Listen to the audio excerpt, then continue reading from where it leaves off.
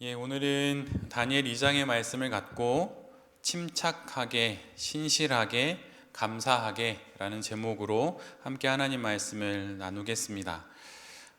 바빌로니아의 느부갓네살이 꿈을 꾸게 되지요. 그런데 그 꿈의 내용을 아는지 또 기억을 못하는지 알 수는 없지만 자신이 꾼 그 꿈을 바벨론의 점성가들 또 주술가들이 풀을 수 있도록 그렇게 명령을 내립니다. 그런데 아무도 풀 수가 없었지요. 그때 왕이 분노에 차서 바벨론의 모든 주술가와 점술가들을 죽이라는 명령을 내리고 그 명령의 불씨가 다니엘과 세 친구들에게까지 이제 미치게 됩니다. 그래서 다니엘과 세 친구들도 이제 죽을 위험에 놓이게 되지요. 꿈의 내용도 말해주지 않고 꿈을 해석하라는 좀 황당한 이 명령 앞에서 모두들 죽기만을 기다릴 뿐이었습니다. 그런데 그때 지난주 우리가 함께 본 것처럼 다니엘은 앞으로 나서요. 근데 그가 그 꿈의 내용을 알고 있기 때문에 그 왕의 앞에 나간 것이 아니라는 말씀을 드렸습니다. 생명의 바닥이 무너지게 되어서 이제 죽게 되니 그저 뛰쳐나간 것 뿐이에요. 그래서 이전에 채식과 또 물만 먹으면서 경험했던 그 하나님께 자신의 미래가 어떻게 될지 모르지만 그 하나님께 자신의 미래를 맡기고 그냥 뛰어듭니다. 이것을 통하여서 우리가 우리의 인생 가운데 주어지는 여러 어려움과 시련들이 있다면 그것을 피해갈 것이 아니라 뛰어들어야 한다는 말씀을 지난주에 함께 나눴습니다. 순종은 두 손을 다소곳이 모으고 고개를 숙여서 그냥 하나님 이렇게 하는 게 순종이 아닙니다. 그것만이 순종이 아니라 하나님이 뛰어들라 하시면 보이지 않지만 뛰어드는 것도 순종이지요. 다니엘의 이 모습이 오늘 계속 이어지는데 이 모습을 통해서 우리가 2024년 새해에 우리가 맞이하게 될 삶의 많은 문제들 또 많은 시련들을 하나님과 함께 우리가 어떻게 헤쳐나가야 할지를 함께 살펴보려고 합니다. 우리가 올해에도 많은 사건과 사연들을 만나게 될 것입니다. 작년이 그러했듯이 올해도 그러하겠지요. 그럼 우리가 그것을 어떻게 헤쳐나가야 할까요? 오늘 본문은 우리에게 첫 번째로 이렇게 우리에게 하나님의 지혜를 줍니다. 첫 번째로 하나님과 함께 침착하게 문제를 마주해야 한다는 거예요. 문제가 벌어지면 모른다고 이거를 뒤로 자꾸 밀어놓으면 나중에 그 문제가 물밀듯이 나를 덮치게 되지요. 그래서 오늘 성경은 우리에게 그 침착하게 하나님과 함께 그 문제를 직시하라고 마주하라고 이야기를 합니다. 오늘 본문 14절로 15절 앞부분 말씀을 읽어드리면 다니엘은 바빌론의 지혜자들을 죽이려고 나온 왕의 시위대 장관 아리옥에게 가서 슬기로운 말로 조심스럽게 물어보았다라고 기록합니다. 분명 다니엘은 자기가 이 문제를 해결할 수 있을지 없을지 전혀 몰랐지만 뛰어들었습니다. 그러나 그렇게 무지막지하게 뛰어들었다고 해서 뛰어든 이후에 다니엘이 하고 있는 모든 이후의 행동들이 그냥 막무가내는 결코 아니었어요. 매우 슬기로웠고 매우 조심스럽게 물어보았습니다. 우리의 믿음 한자로 바꾸면 신심이라고 할 수 있겠죠. 믿음의 마음. 사실 그 신심의 다른 표현은 조심하는 것입니다. 말에, 행동에, 나의 마음가짐에, 나의 눈빛에, 억양과 말투에 조심하는 것이 실은 그게 신을 믿는 믿음이에요. 신앙은 별반 특별한 것이 실은 아닙니다. 예수 그리스도를 믿어 구원에 이르렀으면 구원에 이르른 그 사람의 모든 것들이 변하기 시작하는 것인데 그 중에 하나가 바로 조심스러워하는 거예요. 내가 선한 하나님의 뜻을 가졌다고 하여서 막무가내로 무지막지하게 무엇인가를 말하는 것이 결코 아닙니다. 때로는 그런 조심스러움이 너무 좀 나태해 보이거나 아니면 유약해 보일 수도 있을 거예요. 조금 그 모습이 다른 사람들이 보기에 호구처럼 보일 수도 있습니다. 그런데 그것은 이것을 모르는 거예요. 신앙이 갖고 있는 그 신비라고 하는 것을 모르기 때문입니다. 신앙이 있다는 건 나를 위해서 일하신 하나님의 그 신비를 믿는 거예요. 그래서 사실 신앙 공동체는 신비 공동체입니다. 그래서 회사처럼 경영할 수가 없어요. 목표를 세우고 그 목표에 따라 순차적으로 한 달, 두 달, 1, 4분기, 2, 4분기 업적들을 확인하는 것으로 결코 신앙 공동체는 교회가 되지 않습니다. 왜냐하면 신앙의 공동체는 신비의 공동체이기 때문이에요. 그래서 그 신비를 아는 사람은 조심하게 되어 있어요. 어려워한다는 게 아닙니다. 내 앞에 있는 또 다른 누군가를 하나님의 형상으로 알고 그를 인격적으로 대하면서 그의 시간을 기다려주는 그 신비의 시간을 견뎌내는 것이 바로 신앙이에요. 그런데 오늘 다니엘은 그렇게 슬기로운 말로 조심스러운 마음으로 그렇게 아리옥에게 나아갑니다.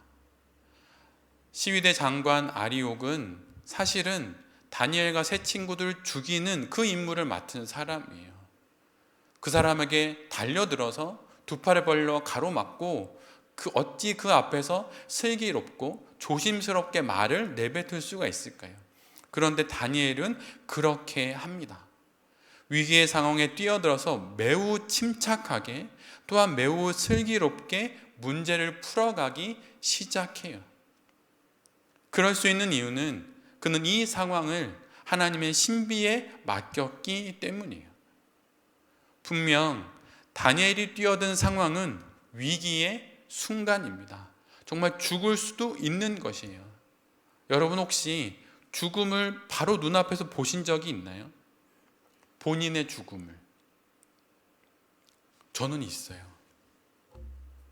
물에 빠져서 죽을 뻔한 적이 있어요.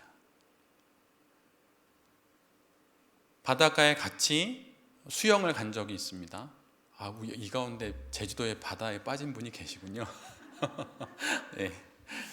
그분은 의식을 잃었지만 저는 아니었는데 바닷가에 간 적이 있어요. 그런데 막 놀다 보니까 점점점 바다 안쪽으로 들어가는 거예요.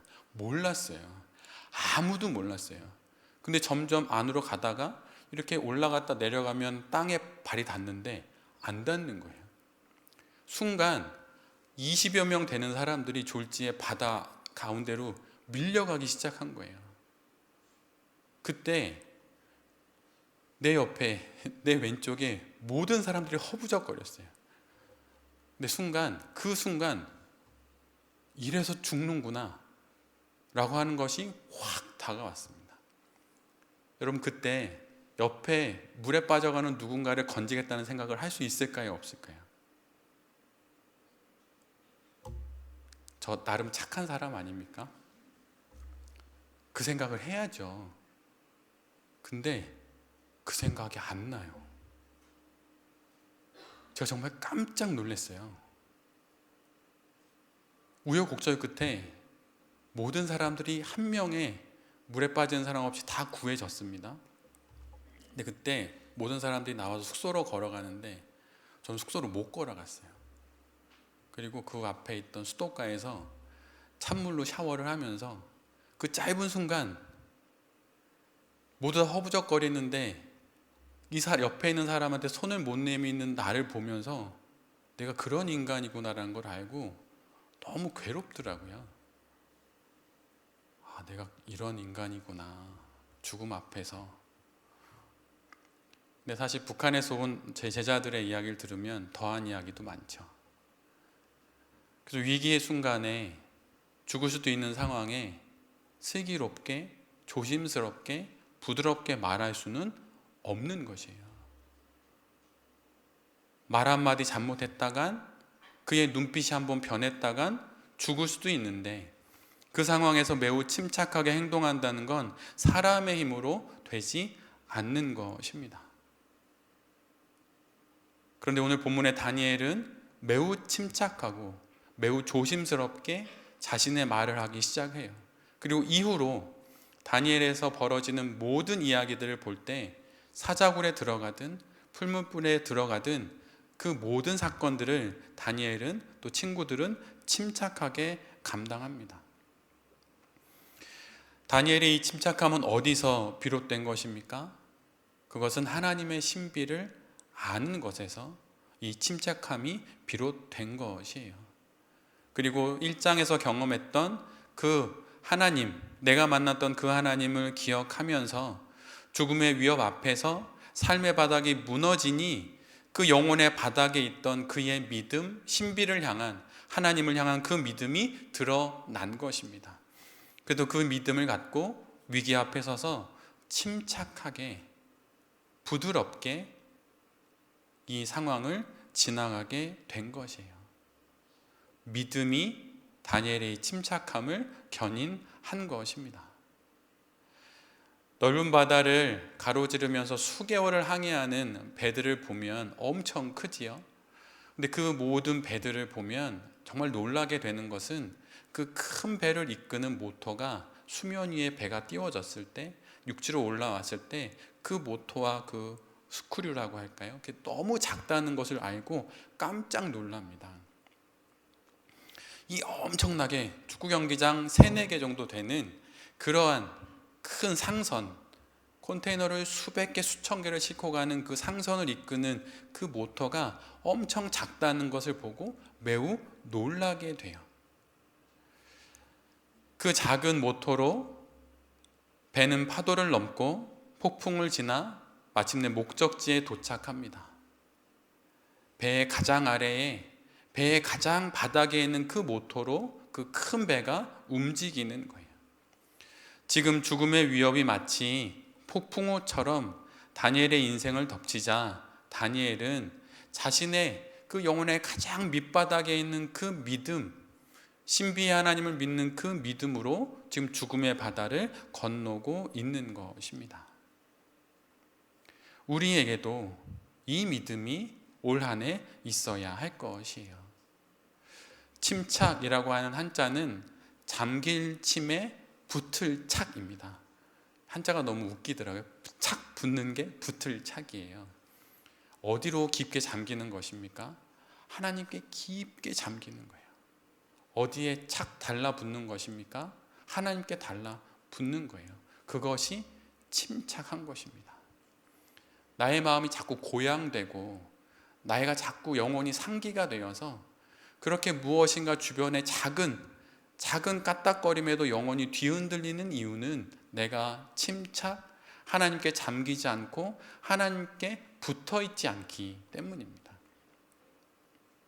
그런데 지금 다니엘은 모든 권력을 가지고 있고 생사여탈권을 쥐고 있는 그 왕 앞에 나아갈 때 침착하게 하나님께 잠겨서, 하나님께 붙잡혀서, 하나님께 붙여서 그렇게 왕 앞에 나아가고 있어요.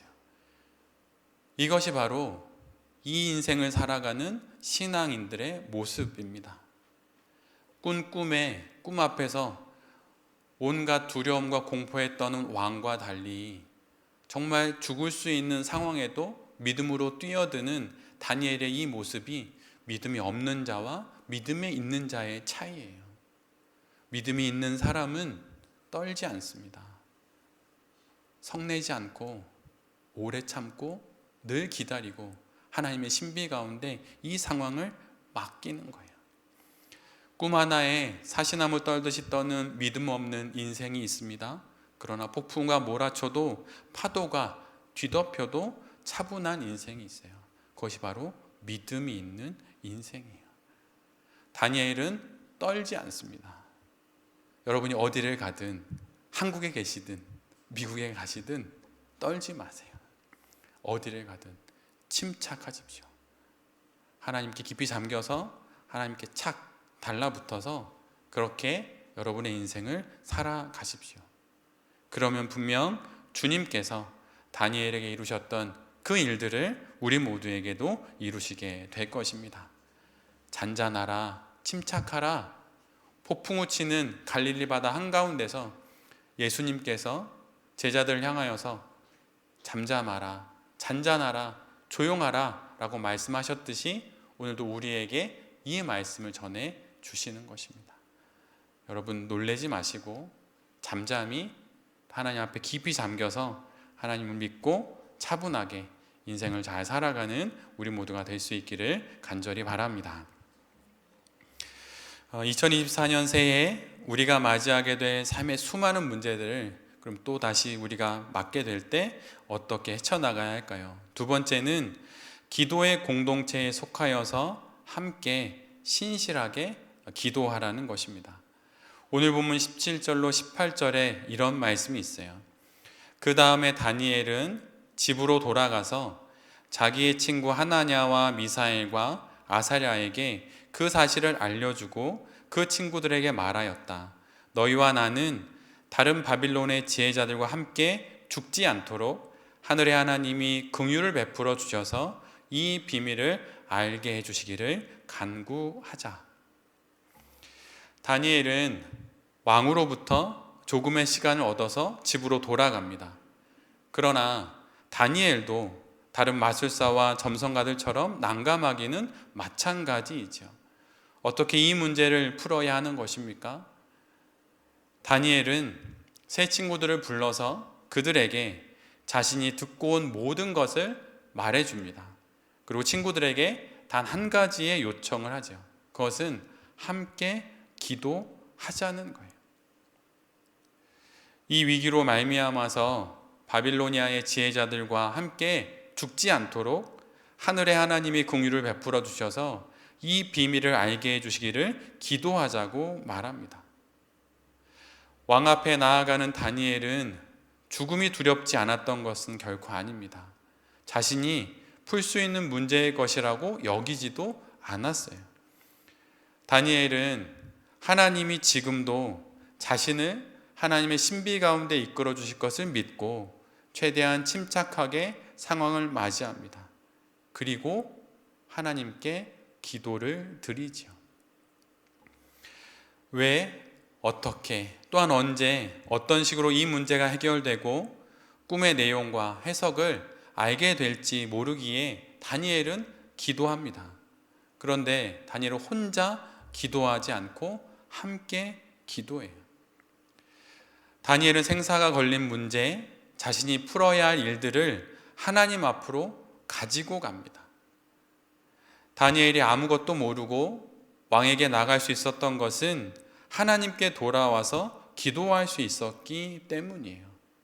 우리가 문제 앞에 나아갈 수 있는 이유는 돌아와 하나님께 기도할 수 있기 때문입니다. 죽을 수 있는 상황, 죽음이 바로 코앞에 온 상황, 인생의 바닥이 무너져서 곧 있으면 자신의 모든 인생이 망가져 버릴 수 있는 그런 상황에 다니엘은 기도를 합니다. 마치 성전의 네 귀퉁이에 세워진 기둥들처럼 다니엘과 세 친구들은 그렇게 함께 모여서 하나님께 기도를 드리죠. 우리도 마찬가지입니다. 우리의 인생에 다가온 어려움이 있다면 기도해야 하는 거예요. 어떻게 기도해야 될지 모른다면 그저 하나님께 주님의 이름을 부르는 것만으로도 기도가 될 수 있다는 것을 알고 주의 이름을 그저 부름으로 우리의 모든 문제를 풀어주실 것을 간절히 간구해야 하는 것이죠. 지혜가 많다고, 지위가 높다고, 경험이 많다고 결코 내게 닥친 문제를 다 풀 수 있는 것이 결코 아닙니다. 인생은 너무나도 신비로운 그 인생을 오직 신비의 하나님만이 풀어주실 수 있기에 우리 모두가 기도하는 것이에요. 내 마음대로 되지 않는 게 나의 마음이듯 내 뜻대로 되지 않는 게 우리의 인생입니다. 그러기에 하나님께 기도하는 거예요. 기도함으로 하나님의 도우심을 구하고 기도함으로 기다리고 그 기다림 가운데 하나님의 응답을 기대하는 것이 바로 그리스도인의 인생이라고 하는 것이죠. 기도한다고 바로바로 응답이 되는 것이 몇 개나 있을까요? 그러나 기도하는 것입니다. 기도하면서 기다리고 기다리는 가운데 기대하며 하나님을 향해 끊임없이 나아가는 것이 우리가 올 한 해 우리의 인생 가운데 해야 할 바로 그 일이라고 하는 것을 오늘 본문 가운데 우리에게 알려주시는 거예요. 작년 한 해 돌베이 교회에 많은 일들이 있었지만 그 가운데 제가 정말 귀하게 생각하는 것 중에 하나는 모교 자매 기도회가 생겼다고 하는 거예요. 그리고 그 기도회로 계속 끊임없이 기도하시는 자매님들의 모습을 보면서 그 기도로 이 교회가 마치 기둥처럼 잘 받쳐져서 여기까지 왔다는 생각을 정말 많이 하게 됩니다. 오늘 본문의 다니엘은 문제를 풀기 위해 친구들과 함께 그동안 공부했던 책들을 뒤적거리지 않았습니다. 그리고 자신에게 바빌로니아의 학문을 가르쳐준 스승을 찾아가지도 않았어요. 그는 하나님 앞에 무릎을 꿇습니다. 올 한 해 우리에게 닥쳐올 많은 문제들 앞에 우리가 먼저 해야 할 것은 그렇게 무릎을 꿇는 거예요. 기도가 무엇입니까? 기도는 꽉 막힌 문제, 막막한 문제 앞에서 하나님이 일하실 수 있도록 내가 옆으로 비켜서는 거예요. 어느 한 건물에 화재가 나면 그 불을 끄겠다고 주변 사람들이 막 몰려들면 소방대원이 와서 비키라고 합니다. 그때 주민들이 비켜주면 소방대원이 들어가서 불을 끄고 생명을 구하죠. 그렇게 하는 이유가 무엇입니까? 소방대원들이 생명을 살리는 전문가이들이기 때문이에요. 우리 인생의 많은 문제를 해결해 줄 전문가가 누구입니까? 하나님이에요. 하나님이 우리 인생의 문제를 풀어주실 전문가입니다. 그러기에 그 문제 앞에 내가 서서 나의 성격과 나의 경험과 나의 지식으로 그 문제를 풀려고 할 것이 아니라 옆으로 비켜서서 화재 난 곳에 불을 끄기 위해 소방대원이 들어가듯 그렇게 하나님께서 나의 문제 속으로 들어가셔서 그 문제를 풀어주시도록 옆으로 비켜서는 것이 바로 기도라고 하는 것이에요.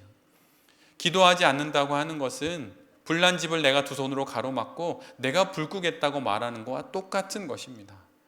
그러나 기도한다고 말하면 하나님이 나의 인생의 모든 문제들을 주인이 되셔서 풀어주시고 다 해결해 주시는 것이죠. 기도란 나의 한계를 인정하는 거예요. 나의 모자람을 인정하는 것입니다. 그리고 하나님의 도움을 요청하는 것이죠. 그렇게 우리에게 다가온 수많은 문제들 가운데 하나님 앞에 나아가서 기도함으로, 그렇게 신실하게 기도함으로 우리의 모든 문제를 잘 풀어가야 할 것입니다. 새해를 앞두고 2024년 나의 기도문이라는 제목으로 우리 모두는 각자의 기도 제목을 정리해 보고 있습니다. 지난 주 중에도 몇몇 분들이 또한 더 기도문을 저에게 보내주셨어요. 기도문을 잘 정리함으로 올 한 해를 내가 어떠한 신앙으로 올 한 해를 살아갈지가 정리가 되고 또 그 기도를 갖고 함께 기도할 때에 그 기도가 응답되는 것을 통해서 살아계신 하나님을 우리 모두가 눈으로 보고 또한 간증할 수 있게 되는 것입니다. 다니엘과 세 친구들의 이 기도처럼 우리 모두도 하나님께 그렇게 우리의 모든 문제 앞에서 하나님께 기도할 수 있는 우리 모두가 되기를 바랍니다. 다니엘과 세 친구들의 기도는 결국 어떻게 됩니까? 하나님의 응답을 받아요. 결국 기도가 응답 없는 기도는 없습니다. 다니엘과 세 친구들은 그렇게 함께 모여서 기도를 드린 그날 밤 다니엘은 환상을 보고 그 비밀을 밝히 알게 됩니다. 하나님께서 모든 것을 알려주셨기 때문이죠.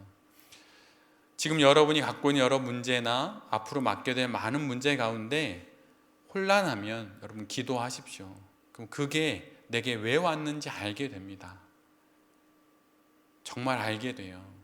그것을 하나님이 허락하신 이유도 알게 되고 그걸 통해서 내가 어떻게 변화되었는지도 보게 하시고 또 이후로 이러한 유사한 문제들을 만났을 때 내가 어떻게 지나가야 하는지 하나님이 우리 모두에게 반드시 알려줍니다. 죽음의 위협이라고 하는 무너진 인생의 바닥 앞에 우리가 놓일 때마다 우리가 해야 할 바로 가장 첫 번째 일이 기도라고 하는 것을 기억하면서 우리의 삶을 잘 살아가기를 간절히 바랍니다. 마지막 세 번째는 감사의 찬송을 드려야 한다는 거예요. 하나님은 다니엘에게 느부갓네살이 꾼 꿈과 그 꿈의 의미를 알려주십니다. 그런데 다니엘이 하나님이 이 모든 것을 알려주셨으니 당연히 찬양할 수 있지 않을까 이렇게 쉽게 생각하지만 실은 그렇지가 않아요. 왜냐하면 다니엘이 알게 된 그 꿈의 내용과 꿈의 의미가 실은 너무나도 충격적인 것이었기 때문입니다. 다니엘은 이제 곧 그 꿈의 내용처럼, 꿈의 의미처럼 느부갓네살이 다스리고 있는 바벨론의 멸망을 그에게, 본인에게 직접 알려야 합니다. 바벨론은 분열할 것이고 뒤이어서 차례로 메대와 그리스와 로마가 바벨론의 자리를 차지하게 될 것이라고 말하게 되는 그 일을 해야 하는 것이죠. 이런 해몽은 사실은 하지 않음만 못한 것입니다. 왜냐하면 왕위를 지키려는 왕들의 욕망이 엄청나기 때문이에요. 예수님이 성육신 하셨을 때 그때 헤롯 왕이 어떻게 합니까? 자신의 왕위를 빼앗을 아기가 태어났다는 이유 하나만으로 그 무렵에 태어난 2살 이하의 모든 아이들을 다 죽입니다. 사울은 어떻게 합니까? 자기의 시대가 끝남을 알리는 그 다윗을 죽이려고 온갖 일을 벌이게 되죠. 아들 압살롬은 아버지 다윗의 왕위를 빼앗고 아버지를 살해하려다가 결국 자신이 죽임을 당하고 맙니다. 왕의 자리와 또 자기가 다스리는 나라를 지키려는 왕들의 마음은 이처럼 대단한 것이에요. 그런데 다니엘이 본 환상과 그 의미가 바로 이런 내용입니다. 이 말을 전하는 순간 느부갓네살은 분명히 대단히 분노할 것이고 다니엘을 죽일 수도 있습니다. 저 알지도 못하는 식민지 땅에서 온 포로, 그래서 이름도 제대로 모르는 어린아이가 헛소리를 한다고 말하면서 다니엘을 당장 죽일 수도 있어요. 옆에서 이 해몽을 같이 듣는 신하들의 기강을 잡기 위해서라도 본보기처럼 그렇게 다니엘과 세 친구들을 죽일 수도 있는 것입니다. 그러기에 차라리 이 꿈의 환상의 의미를 모르겠다고 말하는 것이, 저도 다른 점술가들처럼 모르겠다고 말하는 것이 나을 듯 싶기도 해요. 그런데 다니엘은 꿈의 내용과 의미를 알았고 그리고 하나님을 찬양합니다. 이후로 어떤 일이 벌어질지 알 수 없는데도 다니엘은 찬양을 합니다. 다니엘이 어떻게 찬양할 수 있었던 것일까요? 오늘 본문 21절로 23절에 이런 말씀이 있습니다. 다니엘의 기도문인데, 때와 계절을 바꾸게 하시고 왕들을 패하기도 하시고 세우기도 하신다. 지혜자들에게 지혜를 주시고 총명한 사람들에게 지식을 주신다. 심오한 것과 비밀을 드러내시고 어둠 속에 감추인 것도 아신다. 그분은 빛으로 둘러싸인 분이시다. 나의 조상을 돌보신 하나님, 나에게 지혜와 힘을 주시며 주님께 간구한 것을 들어주시며 왕이 명령한 것을 알게 해주셨으니 주님께 감사하며 찬양을 드립니다. 다니엘은 때와 계절을 바꾸시는 분이 사람이 아니라 하나님이시라는 사실을 알게 되었습니다. 정확하게 알게 되었어요.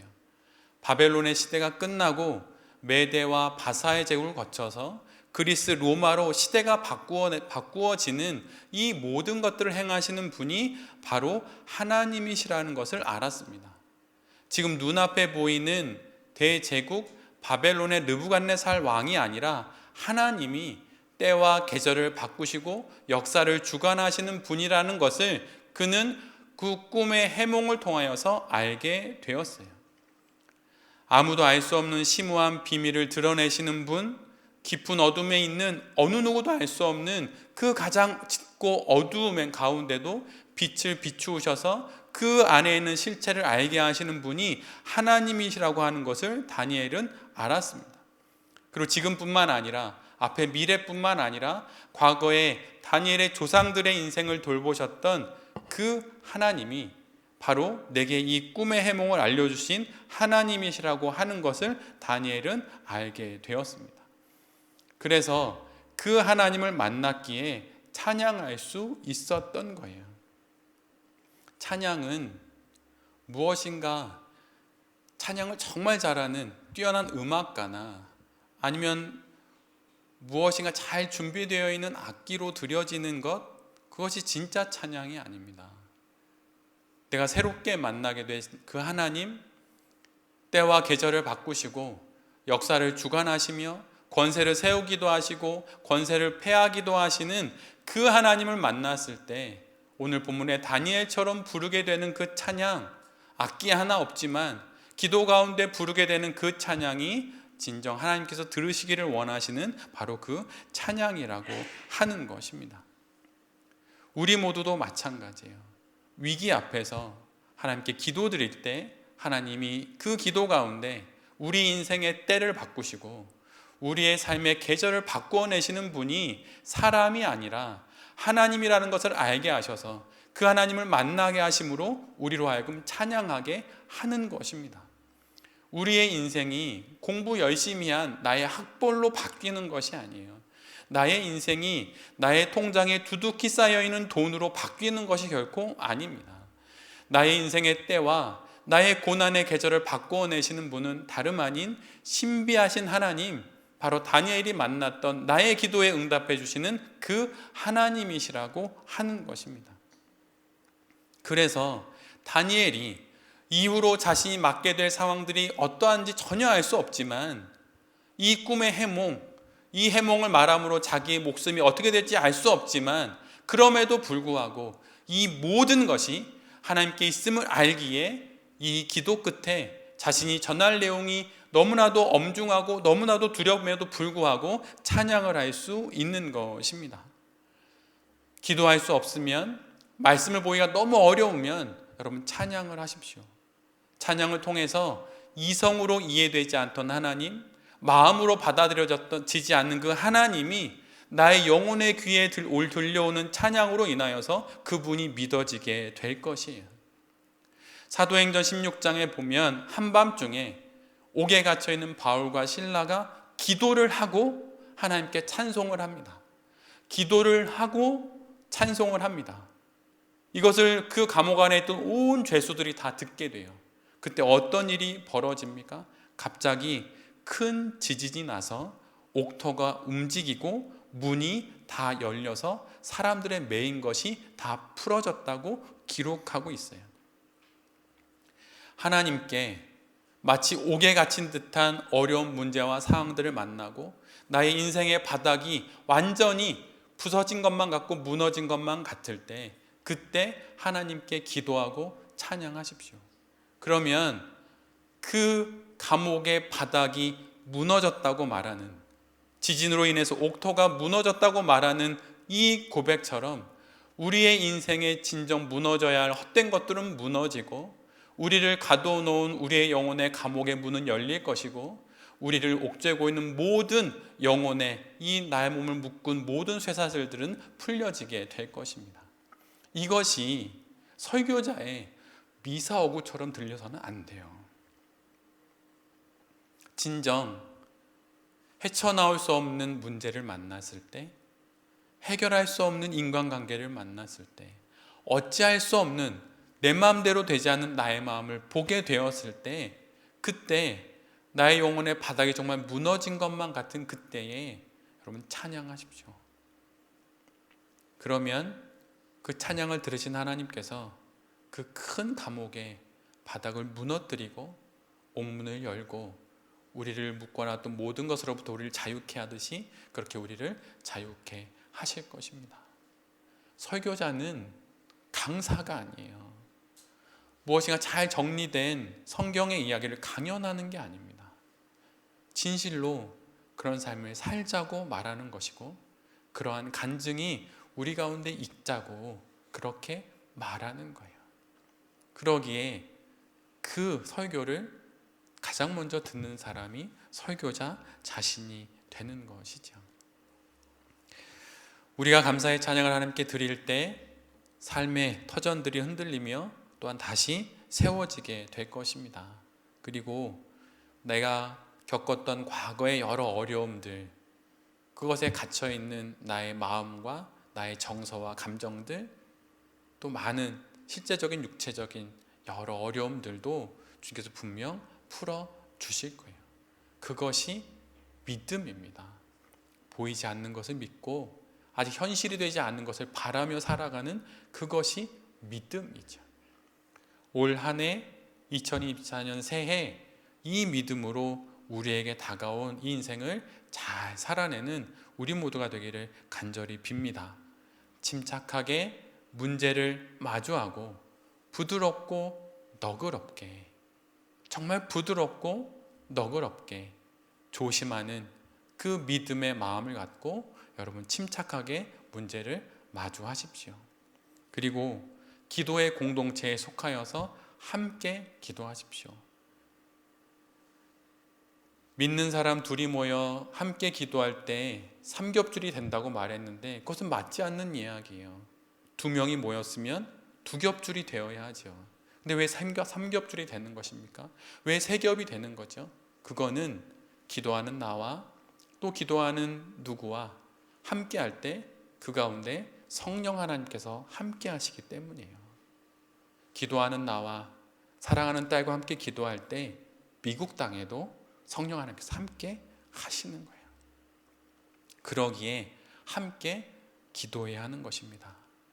그리고 감사의 찬송, 기도도 안 나오고 묵상도 못 하겠고 설교하면 졸리고 그러면 찬양을 하세요. 그 감사의 찬양을 부를 때 우리에게 주신 이 인생을 정말 잘 살아갈 수 있게 될 것입니다. 침착하게 신실하게 감사하면서 2024년 이 한 해를 하나님과 함께 정말 잘 살아내는 우리 모두가 될 수 있기를 간절히 기도드립니다. 아멘.